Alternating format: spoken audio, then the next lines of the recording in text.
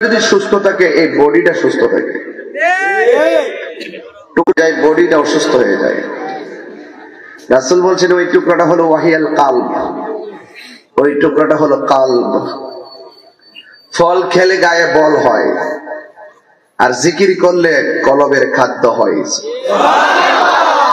গিজাউল কালবে জিক্রুল্লাহ, আত্মার খাদ্য হলো, কালবের খাদ্য হলো আল্লাহর জিকির। যদি বলেন না সুবহানাল্লাহ। তা আল্লাহর ওলিদের জীবনী তালাশ করে দেখবেন, তারা বেশি বেশি গভীর রজনীতে জিকির করতেন। কি করতেন? জিকির করতেন। রাসূল বলছেন 5 ওয়াক্ত নামাজ পড়লে বান্দা খাঁটি বান্দা হয়। মানে একটা খারাপ ছেলে ছিল, 5 ওয়াক্ত নামাজ পড়ে, মানে এখন তার সবাই ভালো কয়, ঠিক কিনা? তো 5 ওয়াক্ত নামাজ পড়লে বান্দা সাধারণ বান্দা থেকে আল্লাহর খাঁটি বান্দা হয়। আর রাসূল বলছেন 5 ওয়াক্ত নামাজের পাশাপাশি যারা বেশি বেশি নফল ইবাদত করবে, আওয়াবিন পড়বে, চাশতের নামাজ পড়বে, ইশরাকের নামাজ পড়বে, তাহাজ্জুদের নামাজ পড়বে, বেশি বেশি নফল ইবাদত করবে, এই বান্দা আর বান্দা থাকে না, এই বান্দা আল্লাহর বন্ধু হয়ে যায়। সৌদি আরবে যাবেন, বেতন 60,000 টাকা, ওভার টাইম করতেছেন 2 ঘন্টা, বেতন পান 30,000। 60 আর 30 কত? টাকার পরিমাণ কি বাড়ছে না কমছে?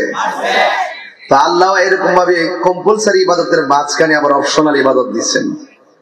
মাস্ট প্রেয়ার, 5 ওয়াক্ত নামাজ, morning prayer, mid day prayer, afternoon prayer, sunset prayer, night prayer, ফজর, জোহর, আসর, মাগরিব, ইশা। এর বাহিরে আছে অপশনাল, ওভার টাইম।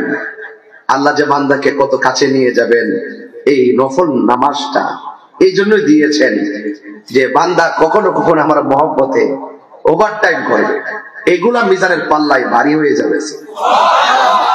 এদের রাসূল বলছেন যে বেশি বেশি নফল ইবাদত করলে বান্দা সাধারণ বান্দা থাকে না, বান্দা আল্লাহর বন্ধু হয়ে যায়। বুঝতে পেরেছেন? বান্দা আল্লাহর বন্ধু হয়ে যায়। এই জন্য আল্লাহর ওলি হইতে গেলে কর্ম লাগবে, কর্ম ছাড়া ওলি হওয়া যাবে না। আজকে যেমন আল্লাহ রাব্বুল আলামিন কোরআনের মধ্যে বলেছেন, আলা ইন্না আউলিয়া আল্লাহি লা খাউফুন আলাইহিম ওয়া লা হুম ইয়াহজানুন।